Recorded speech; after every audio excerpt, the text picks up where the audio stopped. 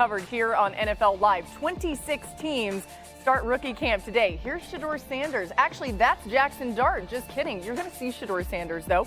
Jackson Dart getting ready to go for the Giants. We'll check in on him. You'll also hear from him and what he said to the media. Ashton Jeanty ready to go for the Raiders. You see him making his debut in that number 2. I don't care that it's on the practice field. It's still really cool to see these rookies at their new homes. And now, as promised, here is Shedeur Sanders out there wearing number 12. We will see what Kevin Stefanski has to say about him. And in fact, that's where we go right now. Kevin Stefanski on his plan for his quarterbacks this week.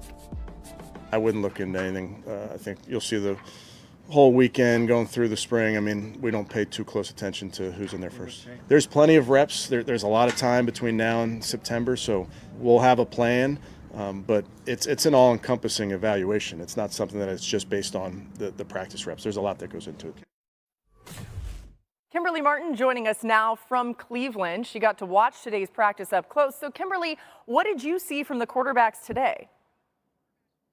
Yeah, Laura, school is officially in session here in Berea for both Shedeur Sanders and Dillon Gabriel, for them to take what they learned in the meeting room and apply it to the grass, as Kevin Stefanski said. And after practice, he said they actually looked really good. Now, here's the thing. People are going to say they have 2 quarterbacks. Who's going to be the starter? Who's in pole position? This is day 1, Laura, of a very long process. And that's why Stefanski said, as you heard, don't read into any of this. The evaluation is ongoing, all-encompassing, and it will include not just what they do on the field, but off the field as well. I can tell you that they ran more 7-on-7 drills to accommodate having 2 young quarterbacks who need a lot of work on the field.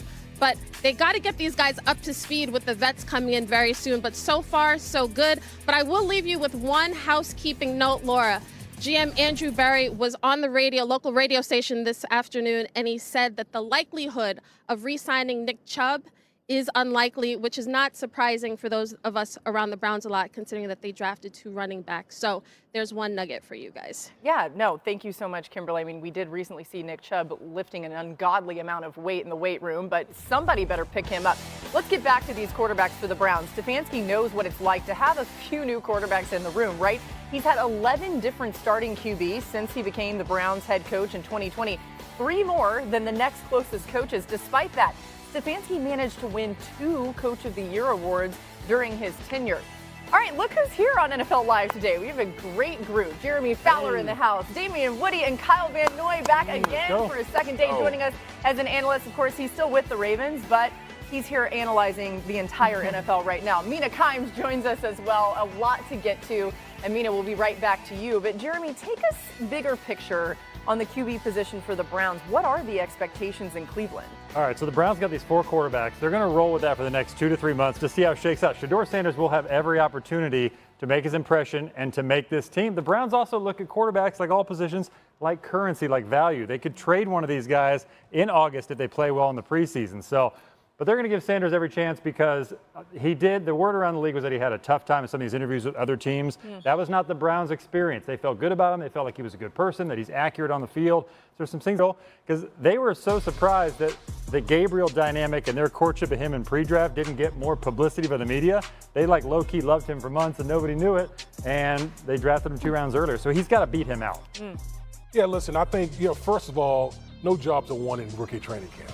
A lot of fans, it's like Christmas, like Christmas morning. They can't wait to, unwrap the new rookies out there. But I'm that fan. Yeah, a lot of people are. But listen, I think the main thing is, and Kimberly Martin, she touched on it, is really taking the information that you learn in the classroom and see if you can retain it and apply it on the practice field. That's really what the gist of all these rookie camps. And on top of that, just checking to see how conditioned these guys are, see if they've been true to their workouts. But you're not winning anything in these rookie training camps.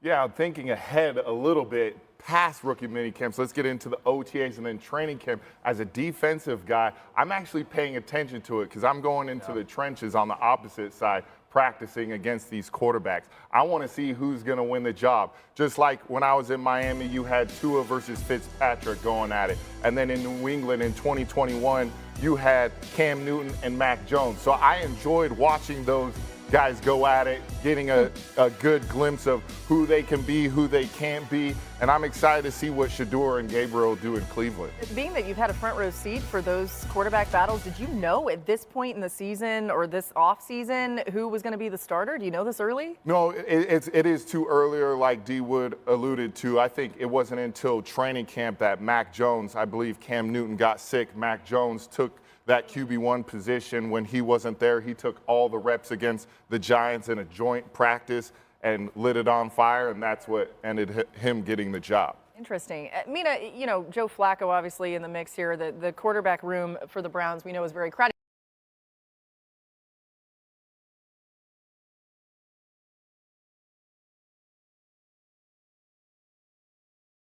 Do you expect the scheme to change for Stefanski in that offense this season?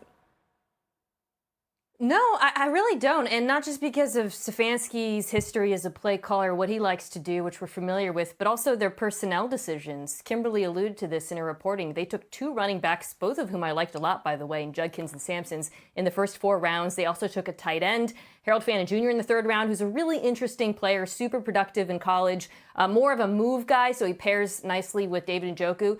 We're going to see a lot of 21-12 personnel. A lot of under center play action. I saw a rep of Shedeur, who rarely played under center in college, practicing that. And I think we're going to see the same with Gabriel. And I think for the quarterback competition, what the Browns are going to have to figure out this summer is who adapts better to that scheme.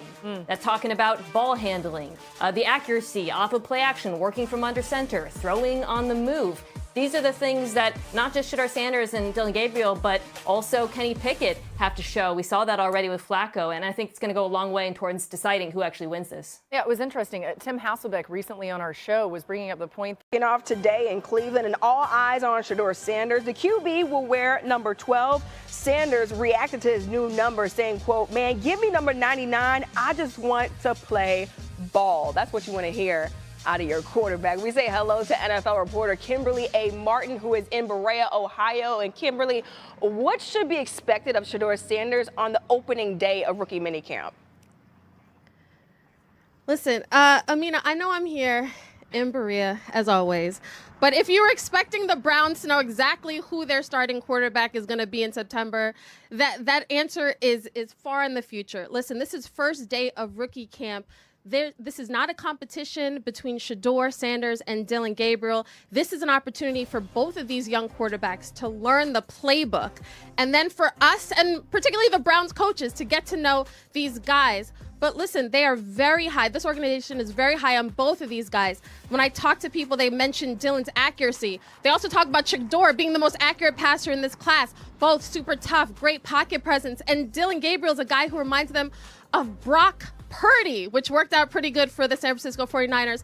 Obviously, the Browns have a lot riding on their QB decision this year. But I can tell you, Amina, if there's any 5th-round pick who's in prime position